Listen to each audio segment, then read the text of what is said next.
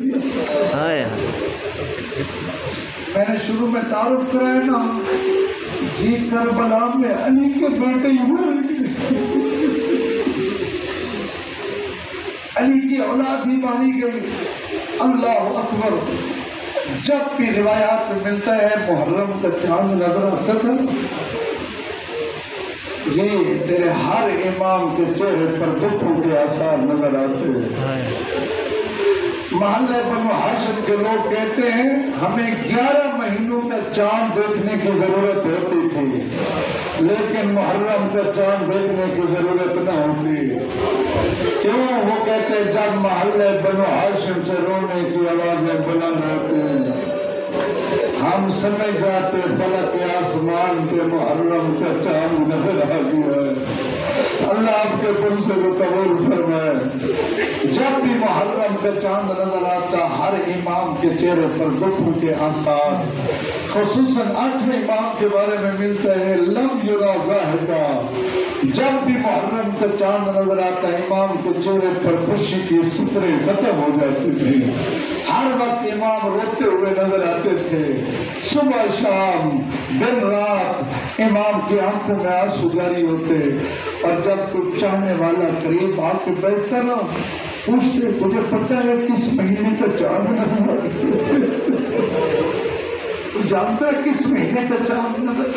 ریان اپنے شبیب آیا امام کی خدمت میں، مولا فرماتا تو جانتے یہ کون سے مہینے کا چاند ہے؟ مولا محرم کا۔ مولا فرماتے میں رضا تجھے ایک بات کہتا ہوں۔ اللہ اکبر۔ مولا رضا کی بات اس شخص کے لیے ہے، آپ کے لیے اور میرے لیے ہے۔ مولا فرماتا ریان ابن شبیب ان کنت باقیا لشیء، اگر دنیا کے دکھ تجھے ہر طرف سے گھیر لے تو دنیا کی مصیبتوں میں گھیر جائے، ہر طرف سے تکلیف ہو اور تیرا رونے کا دل کرے نا وہ دنیا کے دکھوں پر نہ رونا۔ اگر تیری آنکھیں تیرا سہارا دیں سب کے لیے حسین، میرے دادے حسین کے غم میں رونا۔ کہتے مولا کیا وجہ ہے سارے دکھ چھوڑ کر حسین کو رویا جائے، اگلے لفظ میں کیسے کروں گا؟ مولا فرماتے تجھے کیا بتاؤں، انہ ذبح،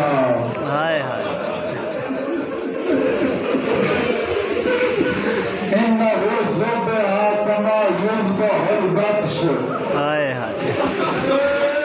اللہ کہ میں اس لفظ سے ترجمہ کر سکوں، بطش کہتے ہیں دشمن کو جس کے گلے پر بال زیادہ لمبے ہوتے ہیں۔ میں قرآنی عالم دین سے سن رہا تھا، وہ پڑھ رہے تھے ارجن تو ایک رسم کی، وہ ایک چھوٹا سا گوشت خرید کرتے تھے، 1 سال تک اس کو پالتے تھے، جب وہ پل جاتا نا اس کو ذبح کرنے کا ان بدبختوں کا عجیب طریقہ تھا۔ اس جانور کو درمیان میں کھڑا کرتے، کسی کے ہاتھ میں لکڑی کا ٹکڑا ہوتا ہے، پتہ نہیں میں سمجھا سکا، کسی کے ہاتھ میں پتھر ہوتا، کسی کے ہاتھ میں خنجر ہوتا، اس گوشت کو کوئی لکڑی مارتا، کوئی پتھر مارتا، کوئی خنجر مارتا۔ امام فرماتے یہی منظر تھا عشر عصر،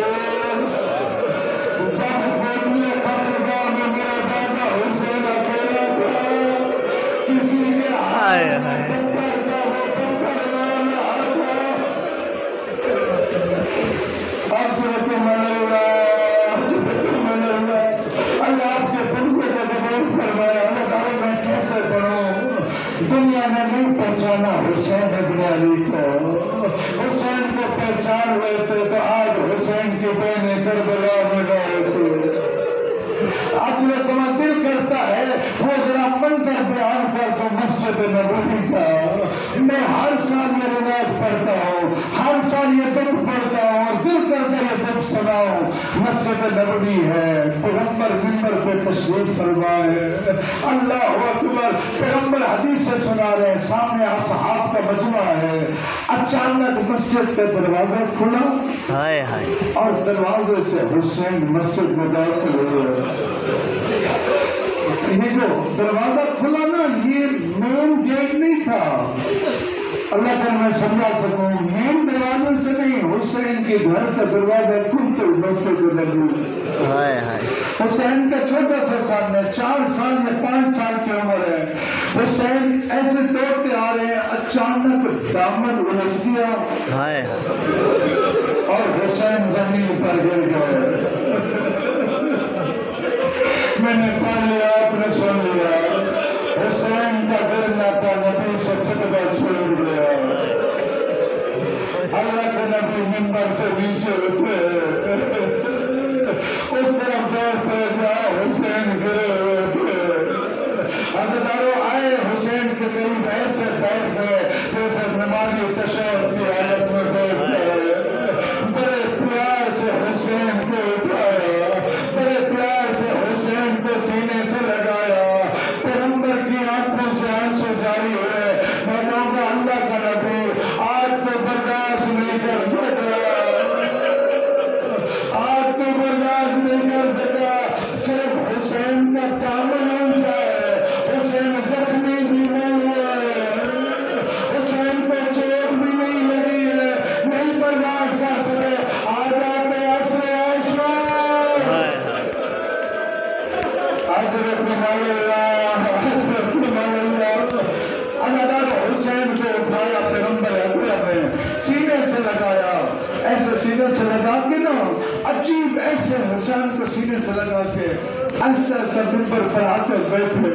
ایک مرتبہ حسین کا رخ مجمع کی طرف کیا، فرماتے ہیں امر پورے اس سے پہچانو، ہاں یہ حسین ہے، یہ میرا حسین ہے،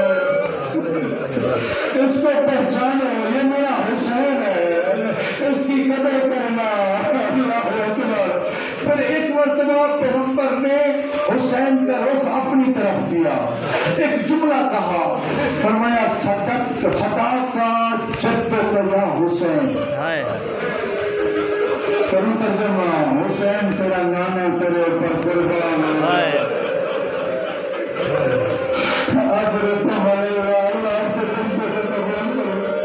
حسین تیرا نانا آپ پر قربان ہو جائے۔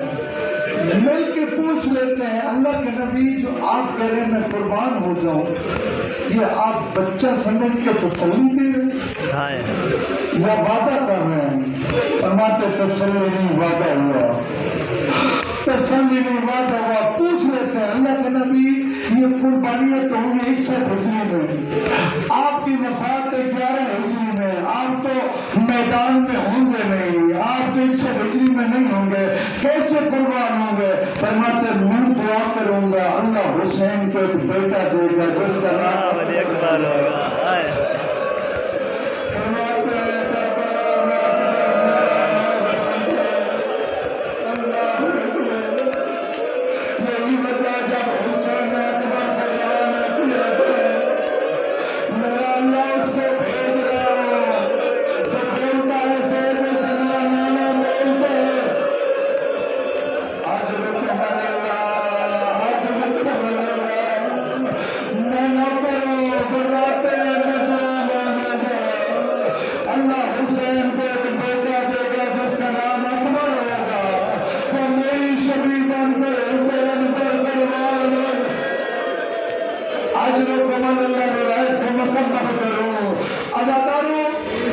اسی محفل میں بیٹھے تھے علی مرتضیٰ کھڑے ہوئے پیغمبر کے قریب ہے، یا رسول اللہ ایک دفعہ میرا حسین مجھے دے دیجیے۔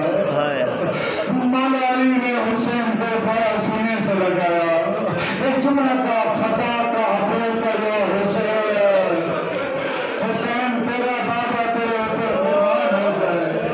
علی سے پوچھنا نہیں، مولا یہ تسلی یہ وعدہ ہے، فرماتے تسلی نہیں وعدہ ہوا، یہ علی آپ کیسے قربان ہوں گے؟ آپ تو 40 ہجری میں شہید ہو گئے ہیں، 61 ہجری میں نہیں ہوں گے۔ فرماتے میں دعا مانگوں گا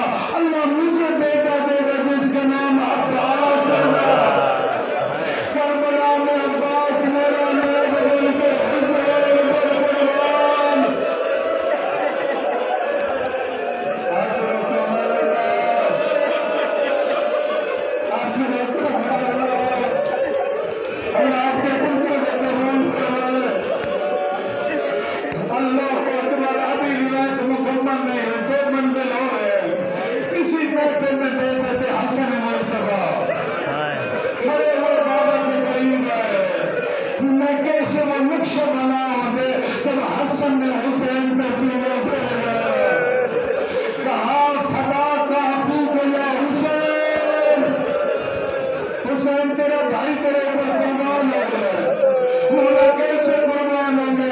فرماتے میں دعا مانگوں گا اللہ مجھے بیٹا دے گا جس کا نام قاسم ہوگا، شہادت سے پہلے تعمیر باندھوں گا، کربلا میں قاسم میرا لائق ہوگا۔